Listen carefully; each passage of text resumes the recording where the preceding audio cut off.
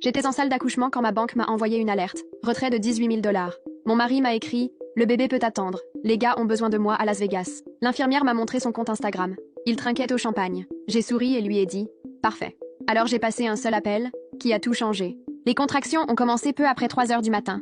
J'ai appelé Marcus 4 fois avant d'abandonner et de conduire seul à l'hôpital. Son portable tombait directement sur la messagerie.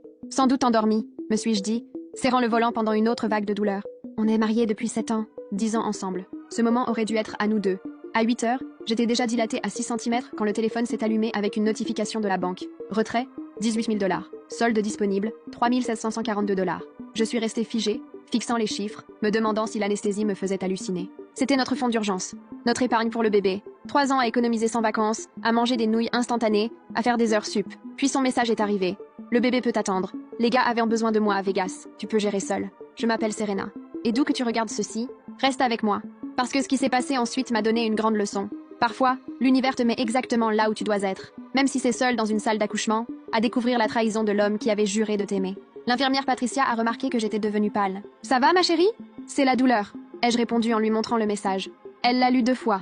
Son expression est passée de l'inquiétude à la colère. « Ce type n'a pas fait ça. » J'ai chuchoté. « Regarde son Insta. Il s'appelle Marcus de Maverick. » Patricia a sorti son téléphone, a tapé, puis s'est figée. Il était là. Torse nu dans une piscine à Las Vegas, une bouteille de champagne à la main, entouré de femmes en bikini. Heure de publication. Il y a 20 minutes. Texte. Vivre ma meilleure vie. Emoji de machine à sous et bouchon de champagne qui saute. Patricia m'a montré l'écran. C'est lui? J'ai hoché la tête. Une autre contraction m'a transpercée. Mais la douleur dans ma poitrine était bien plus forte. Les commentaires, a murmuré Patricia en faisant défiler. Ils le taguent partout.